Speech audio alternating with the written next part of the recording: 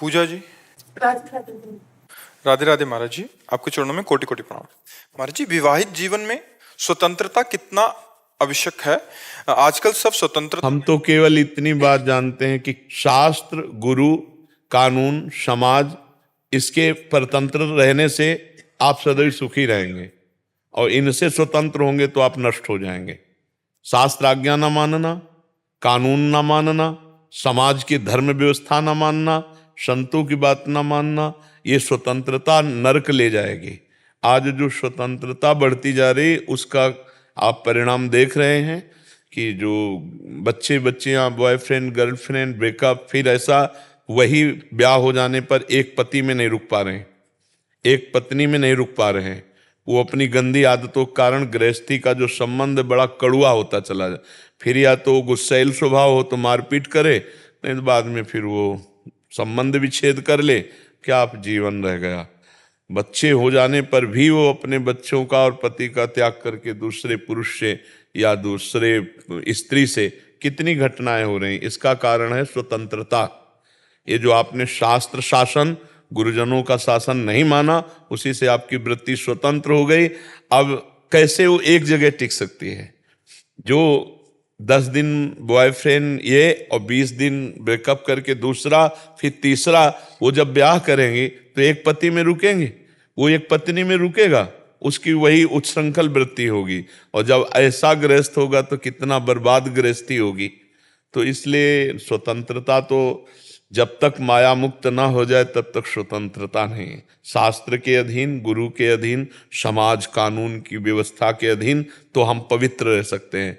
अब शास्त्र आज्ञा जो है कि जब तक ब्याह न हो तब तक ब्रह्मचर्य से रहना चाहिए। हमारे 4 आश्रम हैं, ब्रह्मचर्य आश्रम, गृहस्थाश्रम, वानप्रस्थाश्रम, संन्यासाश्रम। तो पहला सबका एक आश्रम है ब्रह्मचर्य।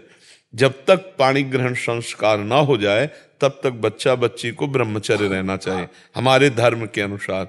मनमानी आचरण नहीं, ये गंदी बात है, इससे बहुत हानि हो जाती है। और इस हानि को आज हमारा समाज भोग रहा है, आगे तक भोगता रहेगा, क्योंकि वैसे ही बच्चे होते हैं। छोटे छोटे बच्चों में इतना गलत ज्ञान है, जहां पवित्र ज्ञान होना चाहिए वहां गलत ज्ञान हो गया। गलत क्रियाओं के वो ज्ञाता हो गए हैं। मोबाइल के पूरे स्पर्ट हैं वो, चाहे जो सर्च करना उनको सब आता है। ये छोटे छोटे बच्चों में तो हमारी आगे की पीढ़ी बर्बाद हो रही भारत की। इसी पीढ़ी से राजनेता, इसी से संत महात्मा, इसी से सब बनते हैं। जो आज छोटे छोटे बच्चे हैं, इन्हीं में से तो निकलते हैं। अब उनके आचरण, उनके घर के आचरण सब आधुनिकता में भरता चला जा रहा है। न शास्त्र ज्ञान, न शास्त्र सम्मत आचरण, न शास्त्र की मर्यादा की अधीनता। तो फिर नुकसान ही नुकसान है। आज समाज देखो कहाँ जा रहा है।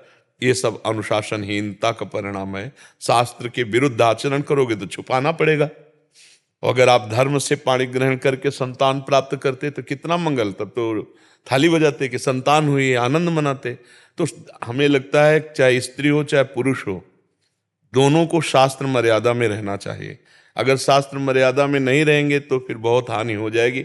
हानि ही हानि है। जो आज व्यसन बच्चों में बढ़ रहा है, नशा बढ़ रहा है। देखो, लज्जा ही और विनय, पुरुष में विनय और स्त्री में लज्जा, ये आभूषण है। ये बाहरी सोना चांदी के आभूषण, आभूषण नहीं।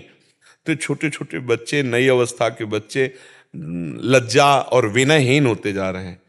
विद्या विनयम ददाति, पढ़े लिखे बच्चे में विनय होना चाहिए। वो अपने माता पिता को गालियां देते हैं, कटु वचन बोलते हैं।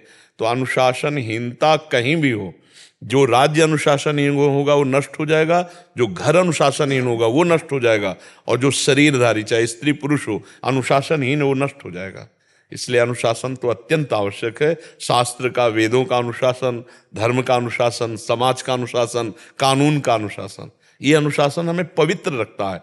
अगर अनुशासनहीन हो गए, मनमानी आचरण, तो फिर अपवित्रता आ जाती है।